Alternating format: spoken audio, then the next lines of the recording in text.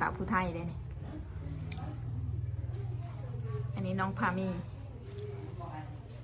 สาวดอกหอมกินข้าวนำกันเด้อนี่มียำสลัดโคซินหมูแล้วก็อันนี้ลาบโง่ลาบควายบ้านเฮาแหละอันนี้น้องแป้งอันนี้น้องพามีลูกค้าคนสวยเนาะนะมาทำผมนำกินข้าวยั่วเพื่อนหมู่บ้านเขากับประมาณนี้แหละอาหารเสริมเพื่อนหลังจากกินข้าวแล้วส้มมะขามกับมะม่วงหลายอยู่ยำสลัดอันนี้เอาเห็ดลงวันเนาะเห็ดลายได้เอามากินอยู่หานำหลานสาวเนาะอันนี้น้องแป้งสาวผู้ไทยยังโสดเบิด2เลยนี่อายุซ้ำกันเลย16 ปีย่างเข้า17เนาะ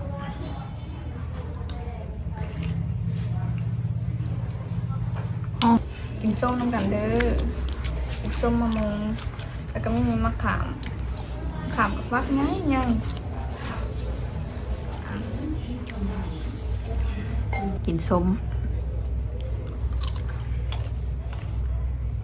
มมะม่วงกับส้มมะขามเนาะมะขามนี่ไปเก็บเอาวานนี่อยู่แคมเซ่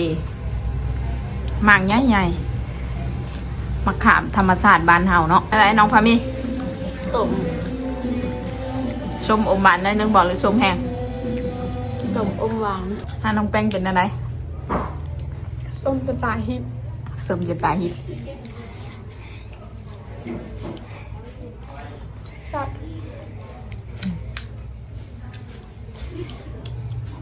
มากินส้มน้องกันเด้อน้องอลิงเด้อทางหลังน้องลิงอะนะ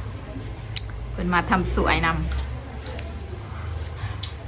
ำกินส้มยั่วๆเพิ่นในบัดนี้เพิ่นลุกบ่ได้เพิ่นมาสปาผม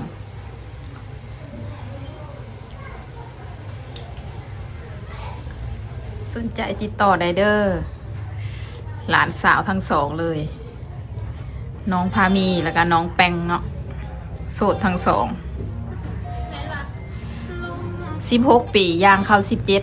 17พวมขึ้นสาวใหม่เนาะอันนี้น้องพามีเสื้อแดงเสื้อลายเขียวเลยน้องแป้งมักสีเขียวเนาะน้องแป้งเลยแม่แต่ลองกินข้าวน้ำอาลาเด้อ ละน้อยเด้อ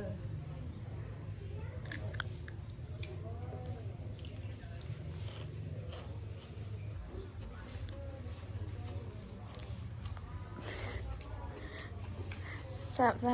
ยำสลัดเขาเห็ดเองเห็ดลงวัดเช้านี่หรือจากการเห็ดลงจากหันเช้านี่นะคะก็เอามากินดูหัน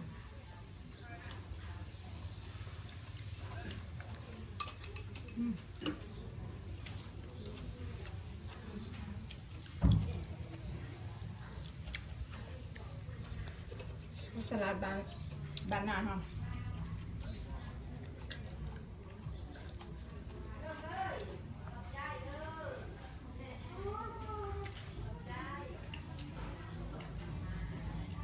ยำแต่สาวเนาะเยอะยุบแล้ว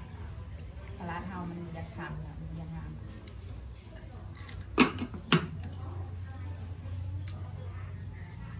หลังจากน้องพามีกินข้าวแล้วเนาะเขากะต่อแม่นขั้นตอนการล้างแล้วเนาะล้างน้ำยาวเห็ดสปาผมเด้อสปาผมสูตรเคราติน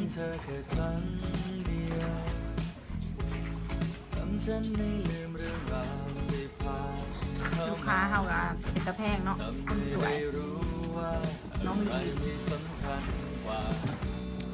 เพิ่นมาเป็นลูกค้าประจำตลอดเพิ่นมายืดแล้วอันนี้ขั้นตอนการบำรุงผ่านไป 3-4 มื้อเพิ่นก็มาบำรุงน้ำเนาะมาสปาบำรุงให้สารอาหารผม ก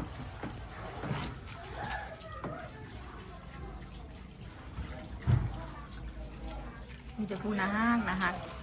พี่สาวคุณใหม่แป้งน้องพามีเนาะถ้าให้น้องตาดำน้องตาดำนี่ก็ลูกค้าประจำร้านเฮาเหมือนกันเนาะไม่มาค่ะนวดคนไข้ตลอดไม่น้องตาดำตอนการค่ะ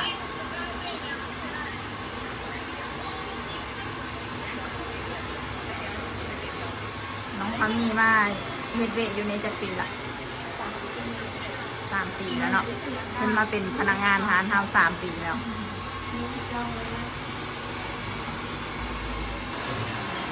ขั้นตอนน้องแป้งเฮ็ดเวท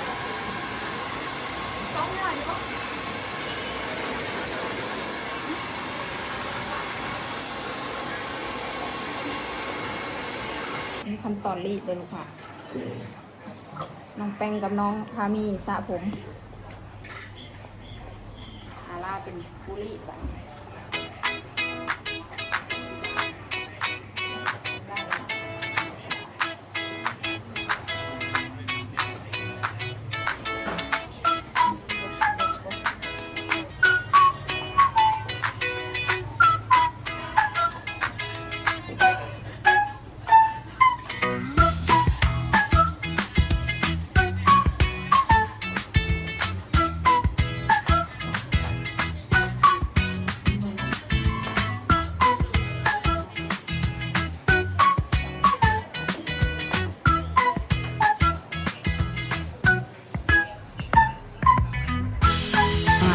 พามีเนาะนวด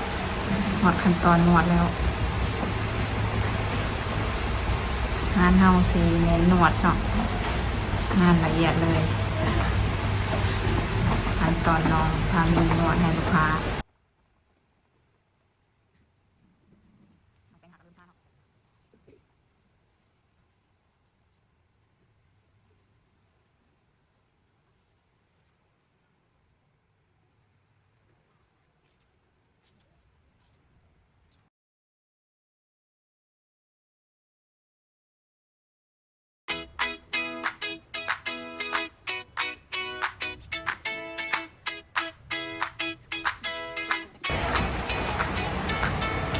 เรามาไหนแล้ว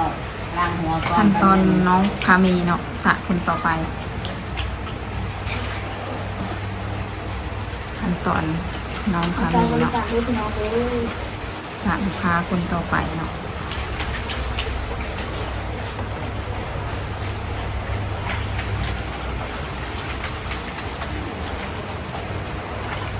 ทำงานเป็นคนทำงานเนาะ นั้นน้องแป้งเนาะ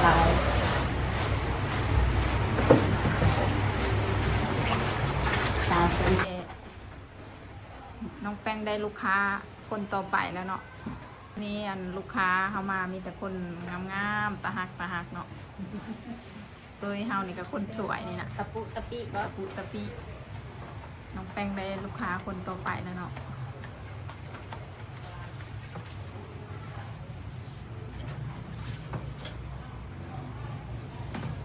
ขั้นตอนน้องพามีเนาะ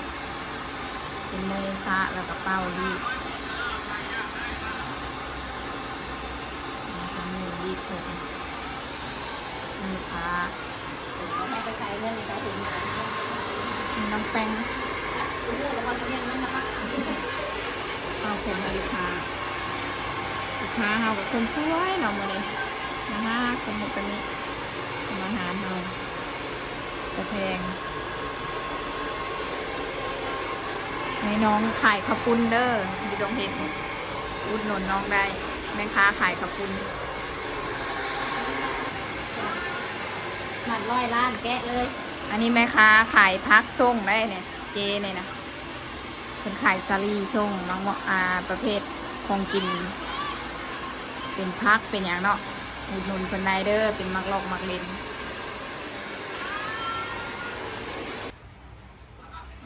น้องพามีเนาะในลูกค้าคนต่อไปฮะ ยังมันก็ลายนะผม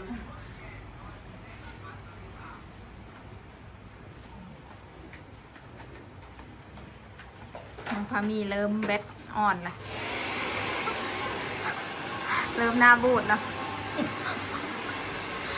บิ่งกล้องแน่น้องพามีพามาทำสวยหลายน้องวันนี้ คลิปจบเพียงแต่ซ้ำในเด้อทุกคนฝากไปกดติดตามกดไลค์กดแชร์ซ่องเฮาในเด้อบ๊ายบายพบกันคลิปหน้าทุกคน